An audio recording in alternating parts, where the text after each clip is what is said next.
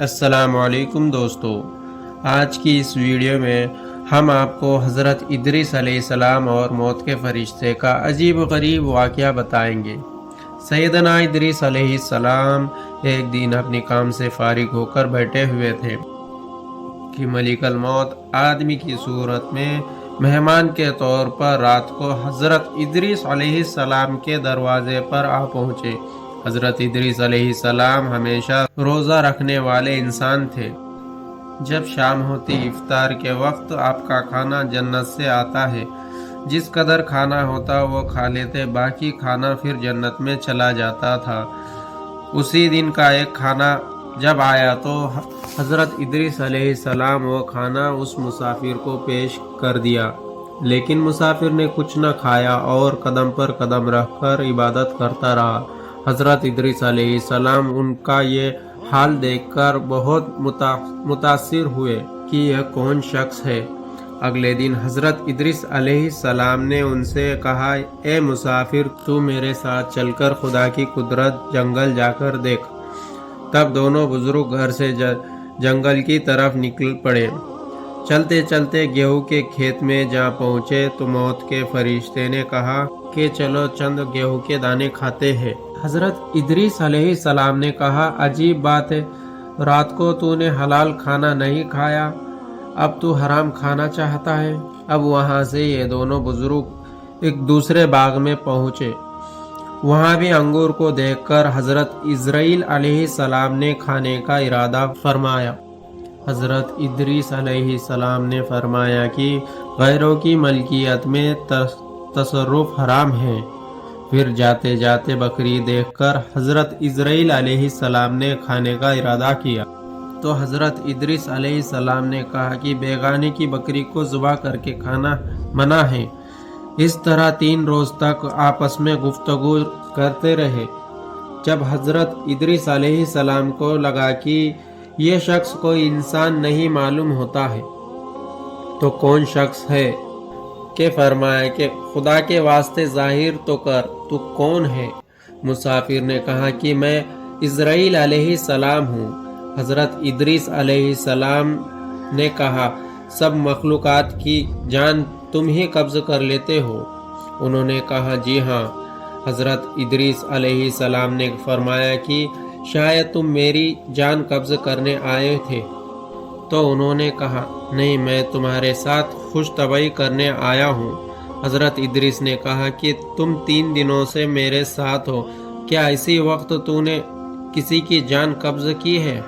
وہ بولے، تمام روح کو قبض کرنا ہمارے ہاتھ میں ایسا ہے جیسے تمہارے دونوں ہاتھوں کے نیچے روٹی رکھی ہو، یعنی جس کی موت کا حکم ملتا ہے اللہ تعالیٰ کے حکم سے میں ہاتھ بڑھا کر اس کی جان قبض کر لیتا ہوں۔ اور بولے حضرت ادریس علیہ السلام، میں چاہتا ہوں آپ کے ساتھ رشتہ داری قائم کروں۔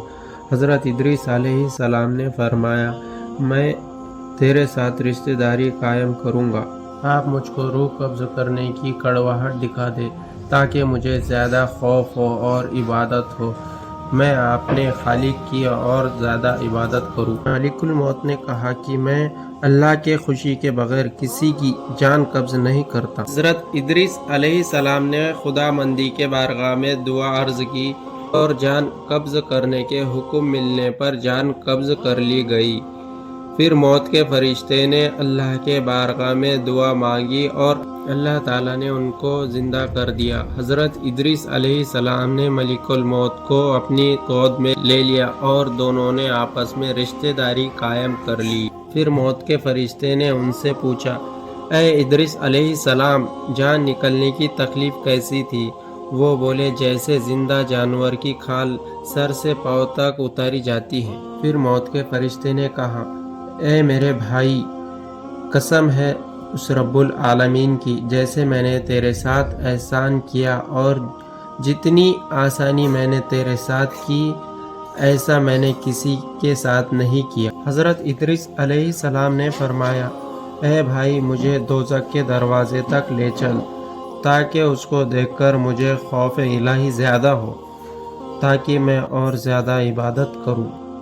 تب موت کے فرشتے نے ان کو جہنم دکھائی حضرت ادریس علیہ السلام بولے بھائی مجھے جنت دیکھنے کی آرزو ہے، دیکھ کر خوشی حاصل کرو۔ موت کے فرشتے حضرت اسرائیل علیہ السلام ان کو جنت کے دروازے پر لے گئے۔ پھر انہوں نے جنت کا منظر اپنی آنکھوں سے دیکھے، پھر کہنے لگے بھائی جان کی تکلیف سہ چکا ہوں۔ پھر جہنم بھی دیکھی اور میرا جگر پیاس کی وجہ سے جل رہا ہے، اور اجازت ہو تو بہشت میں جا کر ایک پیالہ جام پی لوں۔ تو انہوں نے کہا اگر تم واپس آنے کا وعدہ کرتے ہو تو۔ شاید پیاس کی وجہ سے حضرت ادریس علیہ السلام کو واپس آنے کا وعدہ کر لیا، اور اللہ تعالیٰ کے حکم سے اپنی جوتیاں درخت طوبا کے نیچے اتار کر جنت میں داخل ہو گئے، کیونکہ باہر آنے کا وعدہ کیا تھا، اور نالین کو بھی درخت کے نیچے چھوڑ کر آئے تھے۔ کچھ دیر بعد موت کے فرشتے نے ان کو آواز دی، اے بھائی دیر مت کرو۔ جواب میں حضرت ادریس علیہ السلام نے فرمایا، اے مہربان، اللہ تعالیٰ فرماتے ہیں ہر نفس کو موت کا مزہ چکھنا ہے۔ اب تو میں نے موت کا مزہ چکھ لیا ہے، اور میں نے دوزخ بھی دیکھ چکا ہوں، اور اللہ فرماتے ہیں ان کو وہاں تکلیف نہیں پہنچیں گی، اور نہ ہی ان کو وہاں سے نکالا جائے گا، یعنی جو جنت میں جائے گا اس کو واپس نہیں لایا جائے گا۔ اے بھائی اب میں بارگاہ الہی سے آواز آئی ہے، اے اسرائیل علیہ السلام تو حضرت ادریس علیہ السلام کو چھوڑ کر چلا جا، میں نے اس کی تقدیر میں یہی لکھا تھا۔ حضرت ادریس علیہ السلام موت کا مزہ چکھ کر اور دوزخ کو دیکھ کر جنت میں جا رہے تھے۔ اب حضرت اسرائیل علیہ السلام بولے ہر نبی پر جنت حرام ہے جب تک کہ جنت میں خاتون انبیاء حضرت محمد مصطفیٰ صلی اللہ علیہ وسلم داخل نہ ہو۔ آواز آئی، اے اسرائیل میں بہشت کو دریغ نہیں رکھتا، لیکن پہلے محمد صلی اللہ علیہ وسلم داخل ہوں گے، ان کے بعد ان کی امت داخل ہوگی۔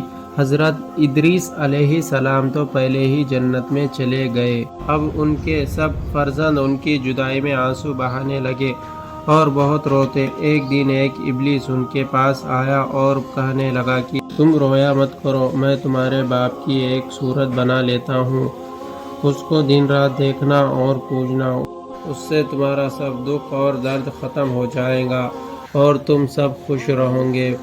تبھی ابلیس نے ایک ایسی صورت بنائی کہ حضرت ادریس علیہ السلام کی شکل اور اس مورتی میں کوئی فرق نہ تھا، اور وہ لوگ اسی صورت کو پوجا کرتے، یہاں تک کہ دھیرے دھیرے بت پوجنے کا رواج پوری دنیا میں پھیل گیا۔